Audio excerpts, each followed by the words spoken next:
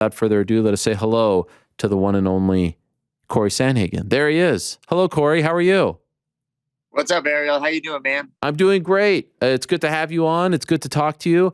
Would you agree, by the way? It feels like 135. It's like every weekend, just a lot going on at 135. A lot of jockeying for position, a lot of big-time fights. Right now, it feels like the last couple of weeks, it's been all about 135.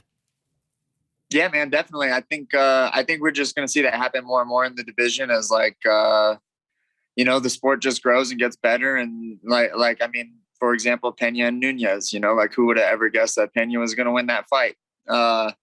And anything can happen in MMA. And I think that, the difference between how good guys are is just getting the margin is just getting smaller and smaller. So it's going to be like that, I think, in the future of MMA. So we're about like a month and a half removed from your last fight. How do you feel about it? I feel okay about it, man. I thought I fought really well,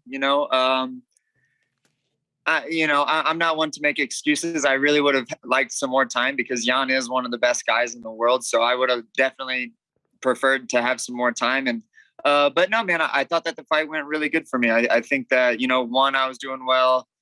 Two, I was doing well, even though the judges gave it to him. I still think that, probably in Colorado, I would have taken two. Round three, I was doing good all the way up until that last minute when I got, dropped in that one. And then kind of had to fight the rest of the fight, on wobbly legs a little bit, So I think I was just one mistake away from taking that fight. And, all the credit to Yan for, knocking me down and hurting me and making it so that I couldn't fight the same for the rest of the fight. But I was pretty overall happy with how I did. Losing sucks, but I was happy with how I did. You look great in that first round. I mean, everyone thought you won that first round decisively. What did he do differently in rounds 2, 3, 4, and 5? What do you think he made as far as adjustments to try to take back momentum? That's kind of his style, right? We anticipated that. He doesn't start the fastest, he started a little bit quicker than I think that he normally does with me. But in 2 and 3, he just picked up the pace a little bit, and that's kind of how he fights. And then 4, he kicked my ass in round 4. But like I said, man, I was kind of on stilts from getting dropped, I have a really good chin. And so if you drop me, you must have hit me really hard. And that's not going to be something that isn't going to play a factor into the rest of the fight. So I made that mistake, man, and I paid for it, So that's how the sport works. Over the past couple of weeks, several people have said that they think that Petr Yan is actually the best boxer in MMA. There's all this talk about Max Holloway, this guy, that guy. You've actually been in there with him. What do you make of that statement? Do you feel like that's an accurate thing? I have no idea, man. We're not, you'd have to. Boxing fights are scored differently. Boxing styles are very scored differently. I don't know, man. Yeah, the guy's a great kickboxer, if that's what you're asking. I think he's a phenomenal kickboxer, but I don't, I don't really. I don't know, man. I don't get involved with those. Are they the best boxers? Sure. Are they this and that? That's not none of us. That's not what we're doing, man. We're trying to be the best fighters in the world. So if you want to label yourself as some niche thing, then by all means go ahead. But we all know what we're in this for, and it's to be world champ of MMA, not of boxing. Fair enough. Could I ask you, was he tougher than you thought he would be? No, man. Yeah, I knew it was going to be a tough fight.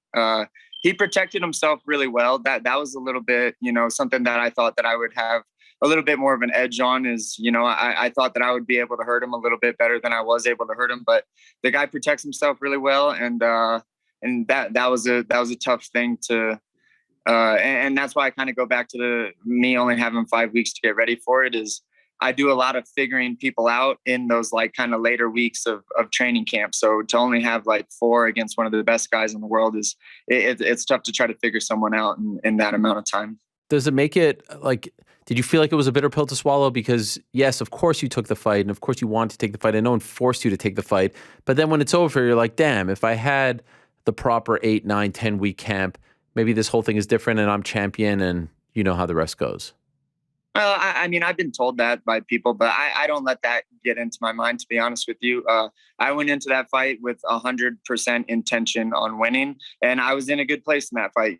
I thought that my brain, my body, everything felt really good. My spirit felt really good in that fight, and I was ready to take it, and he was better than me that night.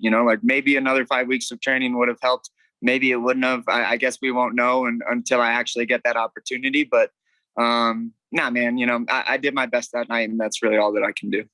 Now that you've fought both guys, who do you think wins when they meet again, Sterling or Yan? I think Jan's got it. I mean, that's based off of the first fight, and that's just based off of, I mean, Jan's good, man. Jan's good. Sterling's good also, but I think Yan just protects himself so well, and he's a super dangerous guy to fight, and that's not an easy match. Did you see the Aldo Fawn fight? I watched a little bit of it. You can't be bothered. Yeah, that was a good fight. You hate all of this. You don't even watch anything.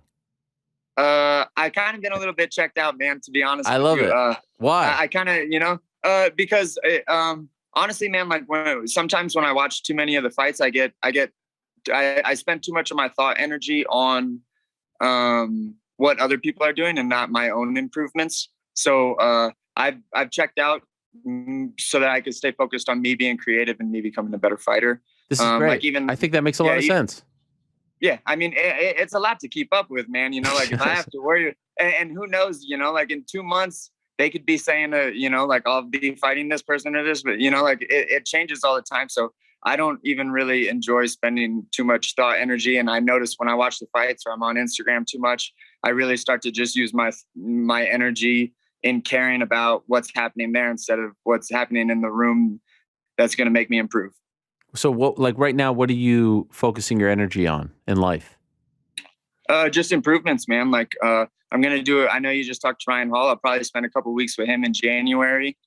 He's always been super helpful in helping me get better. And then just adding things in my game, man. Like I really don't do too much else other than the gym stuff, So, all of my energy is just kind of focused on getting better and like filling in the gaps of where I was messing up against TJ and Yan. And, so that the next person I fight can really get it, How long have you been training with Ryan for?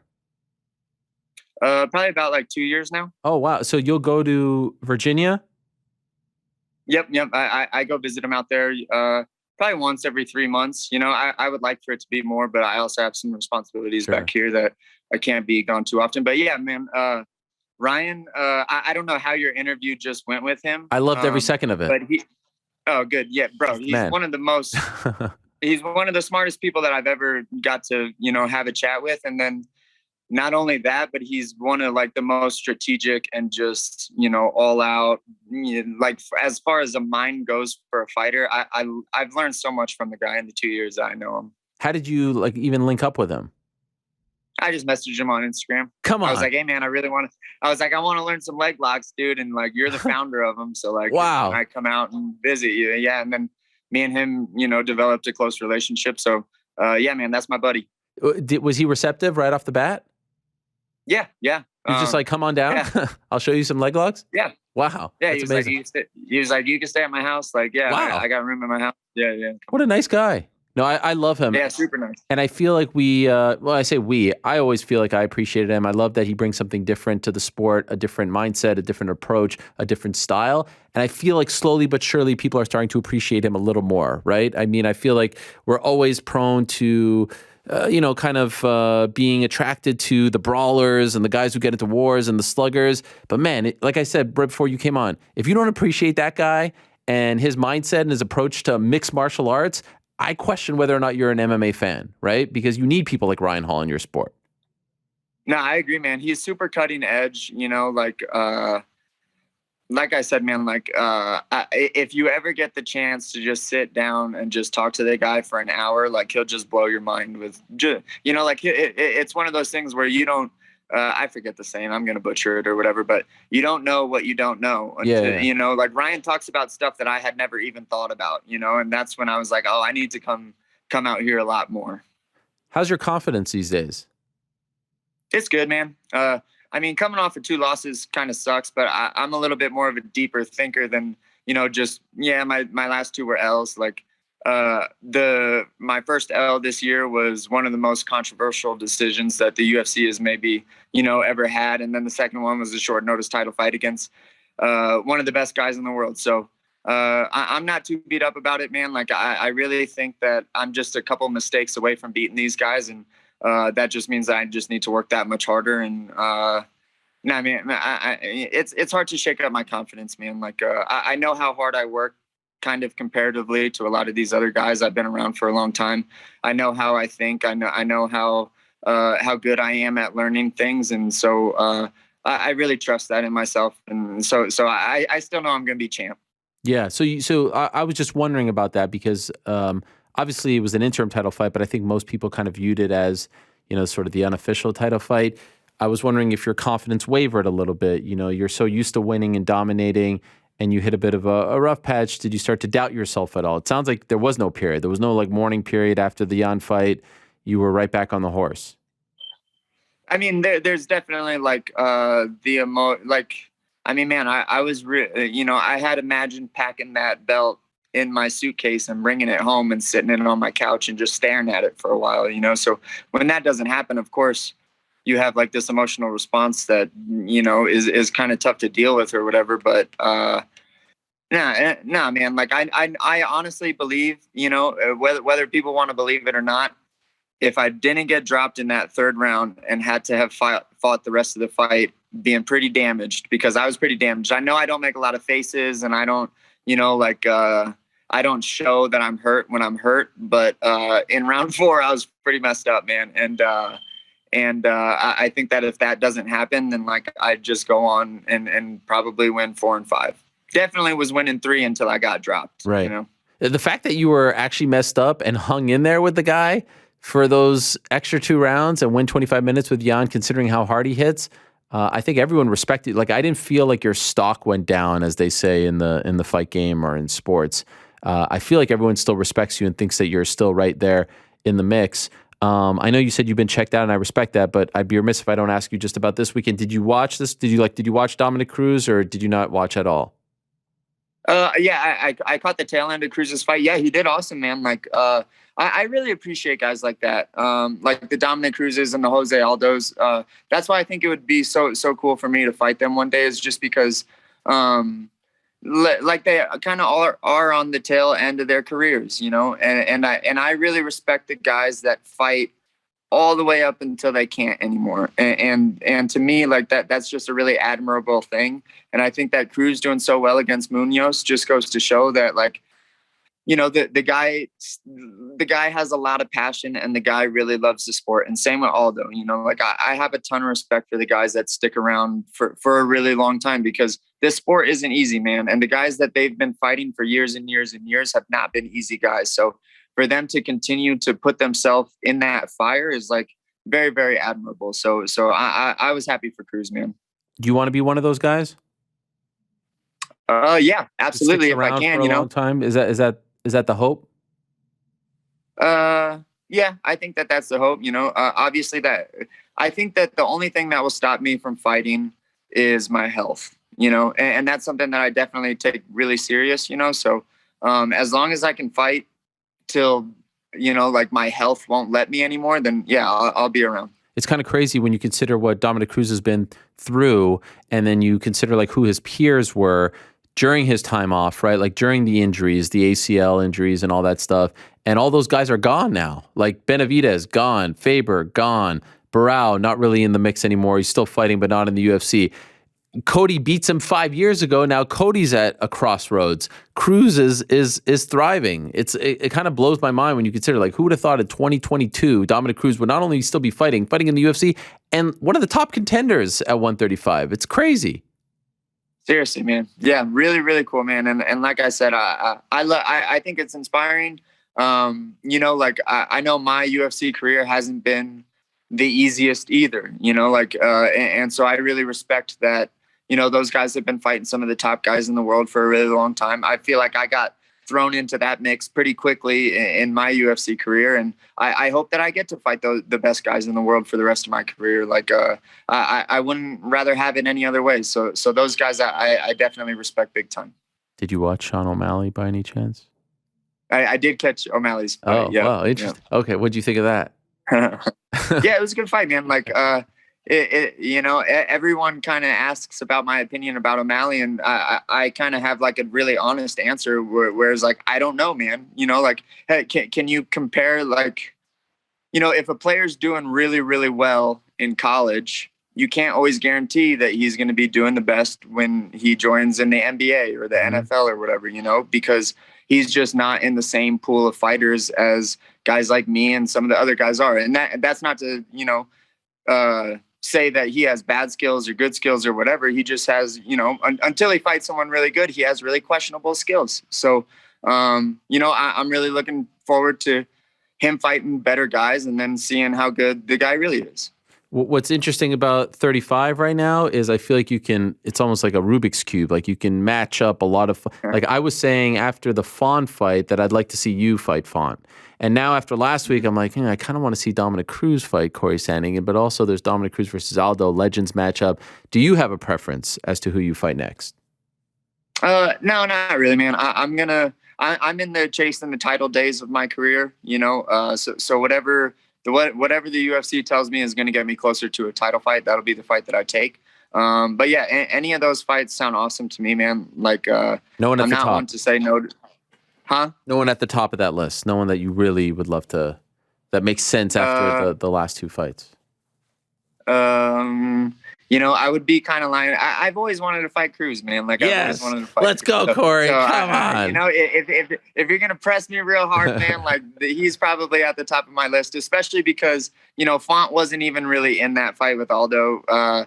From my understanding, even though I didn't watch a ton of it, like a lot of the judges had it 50-45. So if that was maybe more of a competitive fight, then Font would definitely interest me. Not to take anything away from Font, but Cruz did really well, and Cruz is a legend, and he's someone that I watched and admired for a really long time. So that would be cool.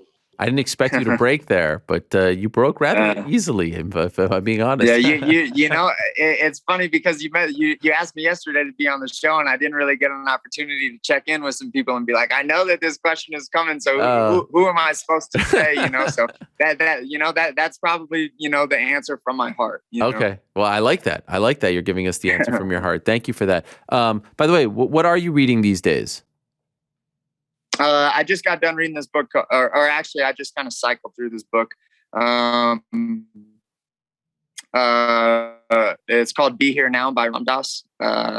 It's really good. It's like a like a spirituality book, like be present. But it's but I like it a lot, and it has a lot of pictures that are pretty cool in it too. So "Be Here Now" is a really good book if you want a recommendation. By Ram Dass? Ram Dass, RAM space DASS. So, I'm comfortable enough to ask questions like this and not, I think some people would try to be all cool and be like, oh yeah, of course. I don't know who that is. Is that a philosopher, or who is that? Yeah, so he passed away a couple of years ago, but he's just I guess like a spiritual guru type of guy. I love that. But he's not too foo-foo either. Like he was like a Harvard graduate, so the way that he articulates like things is really well done. So Be Here Now. I think if everyone reads that book and kind of lets it sink in a little bit, I think that would help humanity a little bit. I'm going to read this book because one of my big goals. I'm not a New Year's resolution guy. We could be talking in July, and I would say the same thing. One of my big goals in life is to be more present. I actually heard Dan Hooker say this recently to Oscar Willis of the Mac Life. He said, "Anxiety lives in the future," and I feel like all the things that I worry about, that I'm stressed about, are all the things in the future. I need to be more present. I need to be here now and not worry about these other things. And so I feel like you're speaking to me right now. I feel like this book is going to help accentuate those feelings. So thank you. Yeah. Yep. It'll definitely do that, man. I love it. Thank you. When do you want to return? I'm not sure, man. Right now, I'm kind of, like I said, man, living in my own world. I really, every fighter knows, man, it's hard to add things into your game when you're in a training camp sometimes. So I've been really enjoying, like I said, being creative and working hard and just improving on the things I really, really need to improve on in order for me to be the champ and stay the champ for a long time. So I'm cool right now with having that be the way that my training is, opposed to killing myself every single day so I'm in shape for 10 weeks and then kind of have like the stress of a fight looming over me. Like it's hard to be creative and it's hard to make improvements in that area. So I'm kind of cool with just improving right now. Last thing, any trips, any hikes, any You gonna disappear? What do we got planned? I don't think I'm gonna disappear, man. Actually, today in Colorado, it's like we're supposed to have like crazy like 100. I saw on a thing it was supposed to be 100-mile-per-hour winds today. So Oh my. I don't know if that can be true though, man, because I've been in some 40, 50-mile-per-hour winds, and that's like a lot of wind. But I think that we're a little bit past the hiking season and all of that. So Okay. I'll kind of just be hunkering down and spending my time at the gym and just, like I said, man, improving. Another goal of mine, I want to get a camper van. I'm not much of a hiker or a camper, but I've always wanted a Volkswagen Westphalia, you know, those old school ones. Yeah. Yeah. It just seems like a good time with the curtains, a funky color, an orange, a yellow, and just love life, live life, love life. Just do it. Yeah. Where do you live, Ariel? Where is your show? Oh, this is New York City. Oh, okay. Yeah, Yeah. man. You could drive around. Vermont's nice. Yeah. I hear. Catskills. Yeah, man. You got it. Yeah. You got a bunch of green around you, man. You could really see some beautiful things, I'm sure. All right. Thank you for that. Thank you for that reassurance. Cory, always great to talk to you, my man. Thank you so much. I appreciate the positive mindset. I appreciate your approach to not only fighting, but life as well. Always appreciate you coming on and looking forward to a big year for you. And by the way, in the mix for knockout of the year, people forget it was this year. It feels like a gazillion years ago, but that knockout against Frankie is on my short list. I just want to let you know. So you might be hearing from me when I give out my awards at the beginning of January. Just want to let you know. All right, let's go. Thanks for having me on, Ariel. All right. Always a pleasure. There he is, Cory Sandhagen joining us. One of the very best at 135 pounds. And honestly, 135 is just fascinating right now.